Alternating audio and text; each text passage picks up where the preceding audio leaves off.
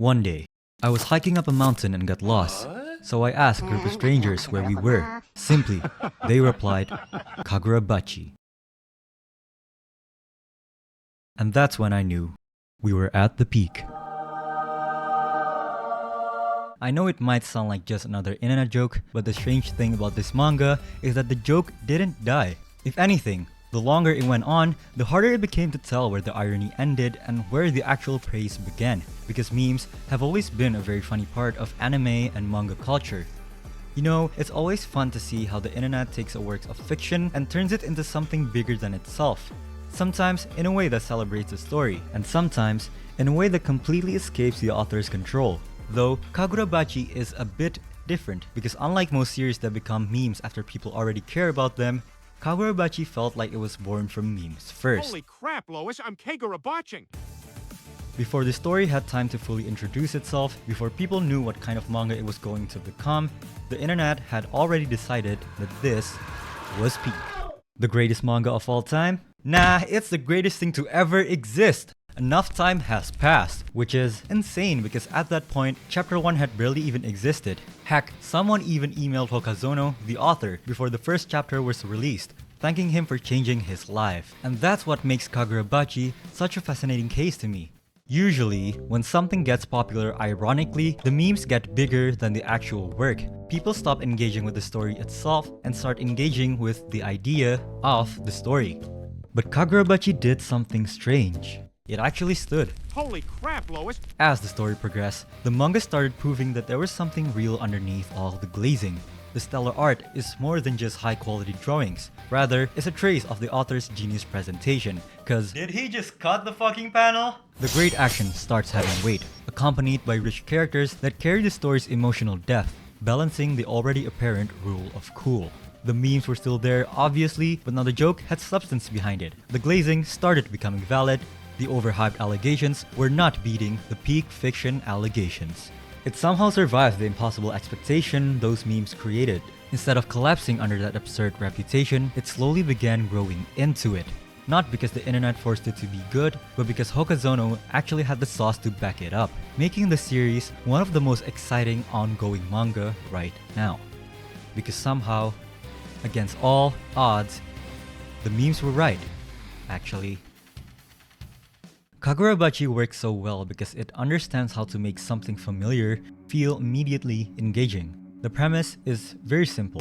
Chihiro is the son of a legendary swordsmith, Kunishige, who forged 6 enchanted blades that helped end a war.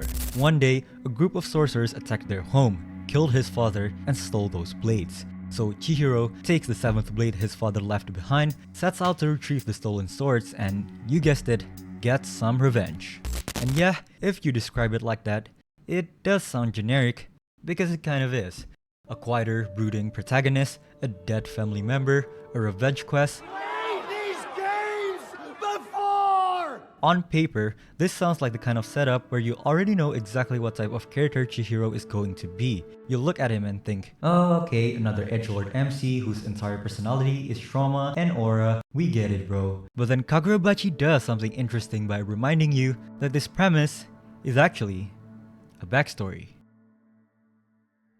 The real story doesn't start on the day Chihiro loses everything. It starts 3 years later.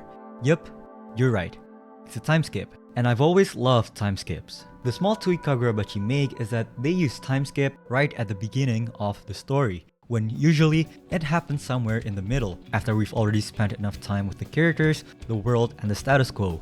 So when the story jumps forward, the fun comes from seeing what changed. But in Kagurabachi, because the time skip happens right from the start, the effect is different. Chihiro is introduced to us as someone who has already been shaped by events we only partially understand. So from the very beginning, there are layers to his characters that we have to slowly unpack as the story progresses. Because the more we see him talk to people, the more we see him make decisions, take actions, the more we see how he responds to guilt and responsibility, the more that facade starts to wear thin. Chihiro is interesting because they never treat his coldness as his entire personality. At first glance, he looks like your usual sullen or glum revenge protagonist, one who'll tell you himself that hatred is the only thing keeping him standing. But then he'll go and do something that says otherwise. dragging some random kid around town just to make sure she's fed, or caring way more than he should about a guy who, on paper, is only useful to him as a source of information when they first met. The more we see him act, the clearer it becomes that he isn't emotionless, he is stoic, one that's carrying a heavy sense of moral duty.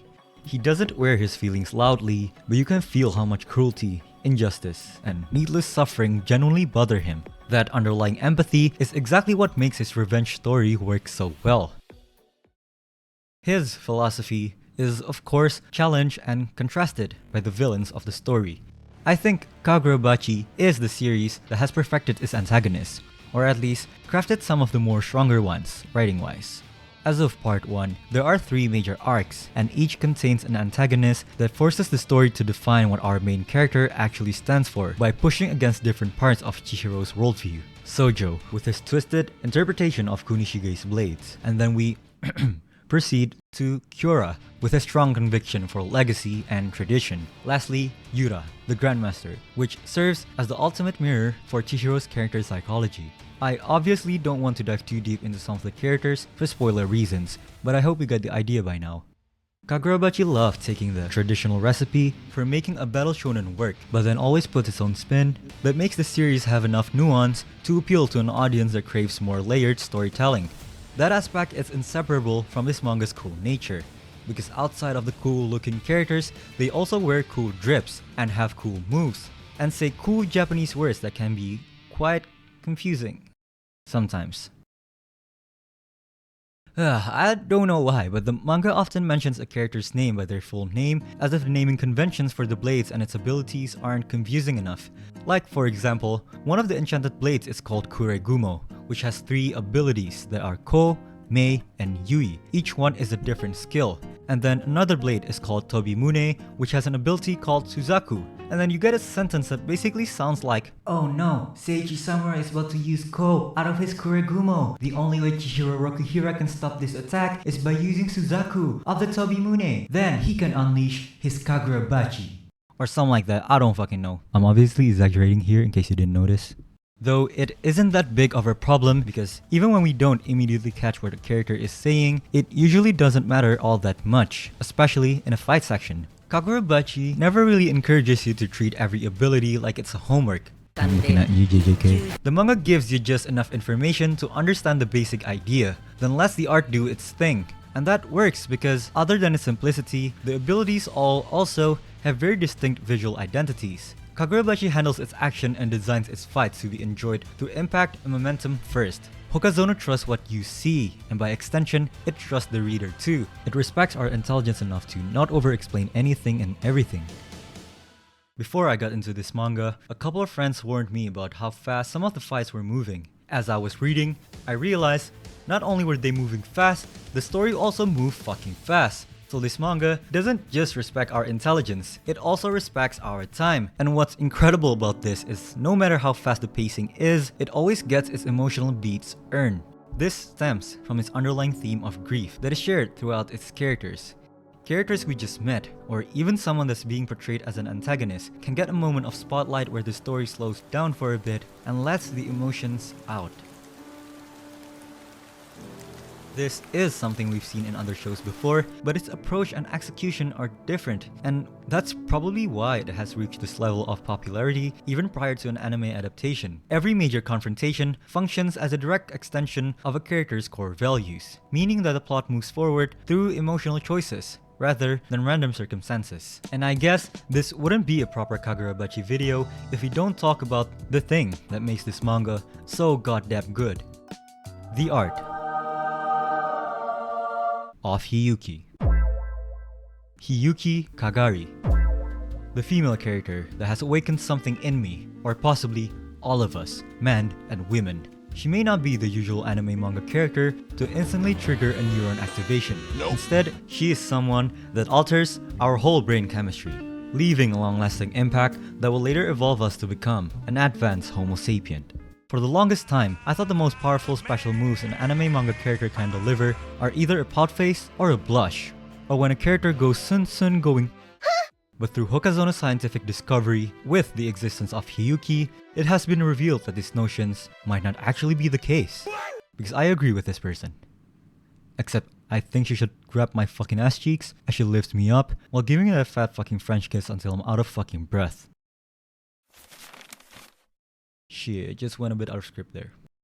But seriously though, this wouldn't be a proper Kagurabachi video if you don't talk about the art, because it is the thing that grabs you by the neck first, a prominent foundation, the most obvious and easy reason to glaze the manga, and probably the first thing that makes people understand why Kagurabachi had that much noise around it in the first place.